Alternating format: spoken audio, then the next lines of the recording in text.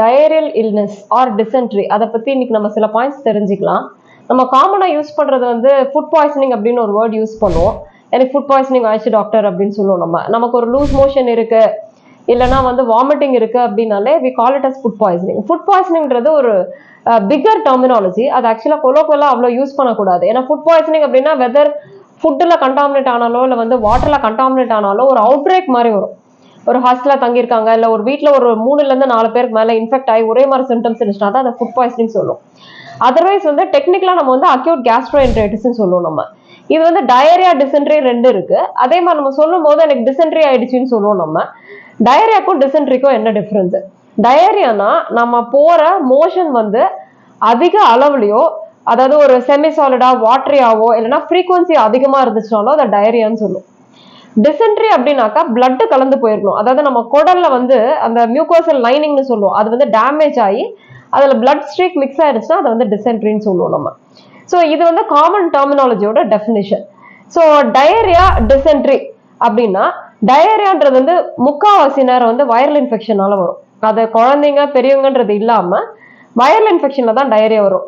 ஏன் இதை பத்தி நம்ம தெரிஞ்சுக்கணும் அப்படின்னாக்கா யூஸ்வலா 48 ஹவர்ஸ்ல தானாவே செட்டில் ஆயிரும். இதுக்கு வந்து அக்ரெசிவா நம்ம வந்து ஒரு ஆன்டிபயோட்டிக்ஸ் கொடுக்கணும்னோ இல்லைன்னா வந்து உடனே வந்து லோப்ரமைட் ஓவர் த கவுண்டர் ட்ரக் வாங்கி நிறைய பேர் ஸ்டாப் பண்ணுவாங்க. அதுன்றது அவசியமே கிடையாது. வைரல் இல்னஸ் பொறுத்த வரைக்கும் 48 ஹவர்ஸ்ல வந்து தானாவே கண்ட்ரோல் ஆகிற வரைக்கும் நம்ம அடிக்குவேட்டா ஹைட்ரேட் மட்டும் பண்ணிக்கணும். அதாவது நீர் சத்து எவ்வளவு வெளியே போதோ அவ்வளவு நீர் சத்து உள்ள எடுத்துக்கணும். நம்ம எதெல்லாம் சிம்பிள் டயரியா, எதெல்லாம் வந்து டாக்டரை பார்க்கக்கூடிய டயரியா அப்படின்னாக்கா, சிம்பிள் டயரியானாக்கா என்ன சொல்றது, ஓரளவுக்கு நீர் சத்து மெயின்டைன் ஆகுது, என்னால தண்ணி எடுத்துக்க முடியும், எனக்கு அவ்வளோ ஃபீவர் கிடையாது, வயிறு அந்த அளவுக்கு வலி கிடையாது, என்னால வந்து மேனேஜ் பண்ணிக்க முடியும், பசி நல்லா இருக்கு அப்படின்னா அது ஒரு சிம்பிள் டயரியல் டிசீஸ். இதுவே எப்போ வந்து அந்த டிசென்ட்ரியும் டயரியாவும் வந்து ரொம்ப சிக்னிஃபிகன்ட் டாக்டர் உடனே பார்க்கணும் அப்படின்னாக்கா, ஃபீவர் வந்தாலோ, அப்டாமினல் கிராம்ப்ஸ்ன்னு சொல்லுவோம், வயிறு வலிச்சு மோஷன் போனாலும், இல்லை மோஷன் ரொம்ப ஃபவுல் ஸ்மெல்லிங்கா ரொம்ப நாத்தடிக்கிற மாதிரி இருக்கு, இல்லைன்னா வால்யூம் ஆஃப் லூஸ் மோஷன், அதாவது என்னன்னா ஒரு நாளைக்கு வந்து 10 to 12 எபிசோட்ஸ் பயங்கர வாட்டரியா போகுது, அப்ப ரொம்ப டீஹைட்ரேட் ஆகுறாங்க, சில பேருக்கு வந்து ட்ரௌசியா இருக்க மாதிரி இருக்கும், படுத்த மாதிரியே இருப்பாங்க, பல்ஸ் வால்யூம் லோவா இருக்க மாதிரி இருக்கும், கிடினஸ் இருக்கும், இந்த மாதிரி சிம்டம்ஸ் இருந்துச்சுன்னா டெஃபினட்டா உடனே doctor பார்த்துடணும். whether it is a simple diarrhea or a blood streaked dysentery, we have to consult the doctor. So diarrhoea பொறுத்த வரைக்கும் வாமிட்டிங் ஓட சேர்ந்து இருக்கலாம், வெறும் டயரியா மட்டும் இருக்கலாம். ஸோ வாமிட்டிங் மட்டும் கூட சில இன்ஃபெக்ஷன்ல வரலாம். இப்போ நம்ம ஃப்ரைட் ரைஸ்லாம் சாப்பிட்றோம், அதெல்லாம் ஸ்டோர் பண்ணி வைக்கிறவங்க சில நேரம் ஃப்ரிட்ஜில், அப்போ டெம்பரேச்சர் கரெக்டாக வந்து மெயின்டைன் ஆகல அப்படின்னாக்கா பெசிலஸ் சீரியஸ்னு ஒரு பாக்டீரியா இருக்கு, அது வந்து டாக்ஸினை உருவாக்கிடும். அது ஸோ அந்த டாக்ஸின் வந்து இன்ஜெஸ்ட் பண்ண ஒரு 6 ஹவர்ஸ்லேயே வந்து வாமிட் வர ஆரம்பிச்சு, வெறும் வாமிட்டிங் வருவாங்க. ஸோ அடுத்தது டயரியா அப்படின்னு பார்த்தீங்கன்னாக்கா, நம்ம ஏதாவது ஒரு ஃபுட்டு சாப்பிட்றோம் இல்லை வாட்டர்னால கண்டாமினேட் ஆச்சு அப்படின்னாக்கா ஒரு 6 ஹவர்ஸ்ல இருந்து ஒரு 7 டேஸ்க்குள்ள வரைக்கும் எப்போனாலும் பிரச்சனைகள் தெரிவிக்கலாம் நம்ம. பட் டயரியாலாம் ஜென்ரலா வயிறு வலி, ஃபீவர் அந்த மாதிரிலாம் வராது. ஸோ இதுக்கு நீங்க என்ன பண்ணலாம் அப்படின்னாக்கா, எடுத்த உடனே வந்து நம்ம ஒரு லோப்ரமைட் போட்டுட்டு அதை நிறுத்துறதுன்றது கரெக்டான விஷயம் கிடையாது. லோப்ரமைட்ன்றது என்னன்னாக்கா நம்ம குடல் நகத்தத்தை குறைச்சு கம்மி பண்ணிடும் மோஷன் போற ஃப்ரீக்வன்சியை. ஸோ அதனால என்ன ஆகும்னா அந்த உள்ள செக்ரேட் ஆகிருக்க ப்ராடக்ட்ஸ் எல்லாம் உள்ளேயே ஸ்டே பண்ணிக்கும், அது இன்னும் கொஞ்சம் தான் பிரச்சனையை கொடுக்கும் நமக்கு. So until or unless it is very strongly recommended by a doctor, loperamide நம்ம ஓவர் த கவுண்டர் யூஸ் பண்ண வேண்டாம். அதுக்கு நம்ம என்ன ட்ரீட்மெண்ட் பண்ணிக்கலாம் அப்படின்னாக்கா, நம்ம அடிக்குட்டா ஹைட்ரேட் பண்ணிக்கலாம். ஹைட்ரேஷன் என்னன்னா பிளெயின் வாட்டர் எடுத்து குடிச்சுக்கிட்டே இருக்கணும் அப்படின்றது கிடையாது. மோஷன் அதிகம் போனாலும் வாமிட் அதிகம் வந்துச்சுனாலும் நமக்கு சோடியம், பொட்டாசியம், குளோரைட் 3மே குறையும். இதனால தான் டயர்ட்னஸ் இருக்கு, வெள்ளவெளப்பா வர்ற மாதிரி இருக்கு, இது எல்லாமே வந்து பேஷண்ட்ஸ் கம்ப்ளைண்ட் பண்றோம் இல்லையா. ஸோ நீங்க என்ன பண்ணா சால்ட் கண்டென்ட் இருக்க மாதிரி எடுக்கணும். நம்ம டெக்னிக்கலா வந்து இவ்வளவு மில்லி ஈக்குவலன்ஸ் போடணும் அப்படின்னு நான் சொல்ல விரும்பல. அப்ராக்சிமேட்டா பாத்தீங்கன்னா ஒரு 2-3 தடவை லூஸ் மோஷன் மேல போறவங்க பாத்தீங்கன்னா ஒரு தடவை அந்த தண்ணி மாதிரி மோஷன் போறதுக்கு 10 ml per kg ஒரு தடவை மோஷன் போனதுக்கு அப்புறமும் குடிச்சுக்கலாம் நம்ம. இதே வாமிட்டிங் வருது அப்படின்னாக்கா 2 ml per kg. இது வந்து நம்ம நமக்கு வெளியில போன அந்த வாட்டரை ரீப்ளேஸ் பண்ணிக்கும். சோடியம் பொட்டாசியம்லாம் எப்படி நம்ம உள்ள கொண்டாடலாம் அப்படின்னாக்கா, ஒரு லைம் ஜூஸ்ல ஒரு ஸ்பூன் சுகர், ஒரு பிஞ்ச் ஆஃப் சால்ட், இதுதான் வந்து நம்ம ஹோம்மேட் ORS சொல்லுவோம், ஓரல் ரீஹைட்ரேஷன் சொல்யூஷன். அதே மாதிரி சாத்துக்குடி ஜூஸ்ல அது மாதிரி கொடுக்கலாம் நம்ம. கூட பாத்தீங்கன்னா டெண்டர் கோகனட் வாட்டர், அது வந்து potassium rich, all electrolytes it is rich.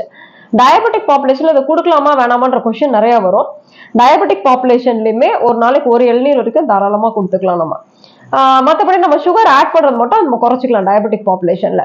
So இந்த மாதிரி ஹைட்ரேட் பண்றது தான் உங்களுக்கு வந்து ப்ராப்பர் ஹைட்ரேஷன். இல்லைன்னா இப்போதைக்கு ஓஆர்எஸ் பவுடர் கூட இல்லை, ஓஆர்எஸ் சொல்யூஷனே இருக்கு, ஃப்ரூட்டி மாதிரி பாட்டில் இருக்கும்.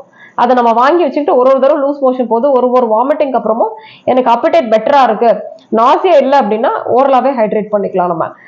ரொம்ப ஃபீவர் இருக்கு, எனக்கு பசியே இல்லை, பர்சிஸ்டண்டா வாமிட்டிங் இருந்துட்டே இருக்கு, ஒரு நாளைக்கு வந்து 10 to 12 எபிசோட்ஸ் லூஸ் மோஷன், ஆக்சுவலா அந்த நம்பரோட வால்யூம் தான் கணக்கு சொல்லுவோம் நம்ம. அந்த மாதிரி இருந்துச்சுன்னா டெஃபினட்டா நம்ம வந்து ரத்த குழாயில வந்து ஒரு வென்ஃபிளான் போட்டு ஐவி ஹைட்ரேஷன் கொடுக்கறது தான் கரெக்டா இருக்கும். டயரியான்றது என்ன இவ்வளோ பெரிய விஷயமா, ஏன் வந்து உடனே டாக்டரை பார்க்கணும் அப்படின்னு நம்ம நினைக்க வேண்டாம். நிறைய நேரம் டயரியாலே பார்த்தீங்கன்னா வந்து டிசென்ட்ரின்னு சொன்னோம் இல்லையா, டிசென்ட்ரின்றது பாக்டீரியா கிருமினால இன்ஃபெக்ஷன் ஆகி நம்ம குடல்ல வந்து இருக்க மியூக்கோஸா டேமேஜ் ஆகி ரத்தமா வந்து மோஷன் போச்சுன்னா we call it as dysentery. இது காமன் ஆர்கனிசம் பார்த்தீங்கன்னா ஷிகல்லான்னு சொல்லுவோம். அடுத்தது பார்த்தீங்கன்னா EHECன்னு சொல்லுவோம், என்ட்ரோ ஹெமரேஜிக் ஈகோலை. இது ரெண்டுமே சிவியரிட்டி ரொம்ப அதிகமா இருக்கும். ஸோ ஃப்ரீக்வெண்டா ஸ்டூல்ஸ் அதிகமா போச்சு, ஹைட்ரேஷன் பண்ணலன்னா என்ன ஆகும் அப்படின்னாக்கா சிவியாரிட்டி அதிகமாகி ஒரு அன்கான்சியஸ் ஸ்டேட்லயோ இல்லைன்னா பிபி சுத்தமாவே பிக்கப் ஆகாத ஸ்டேஜ்லயோ நாங்க பார்ப்போம் ஐசியூல. ஸோ அதனால நம்ம அந்த அலார்மிங் சைன்ஸ் எல்லாத்தையும் நம்ம எடுத்துக்கணும். நம்ம பிளட் கலந்து லூஸ் மோஷன் போது, அமௌண்ட் ஆஃப் அதாவது வால்யூம் ஆஃப் மோஷன் அதிகமா போகுது, ரொம்ப தண்ணியா போகுது. நம்ம என்னதான் காலரா பார்க்கலனாலும் ஆன் அண்ட் ஆஃப் ஒரு சில கேசஸ் பார்ப்போம். நம்ம டிபிக்கலா அதை ரைஸ் வாட்டர் ஸ்டூல்ஸ், அரிசி வடிச்ச கஞ்சி மாதிரி இருக்கும், வெறும் தண்ணியா போகும், ஃபார்ம்டு ஸ்டூல்ஸா இருக்காது.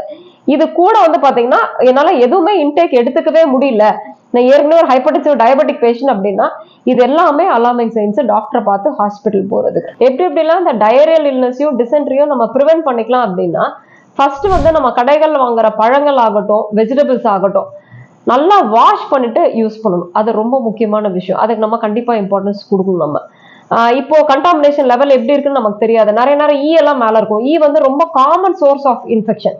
எங்கெங்கிறதாவது உட்காந்துட்டு இங்க வந்து நமக்கு வந்து மேல கண்டாமினேட் பண்ணி விட்டுரும். ஸோ எல்லாத்தையுமே வாஷ் பண்ணணும்.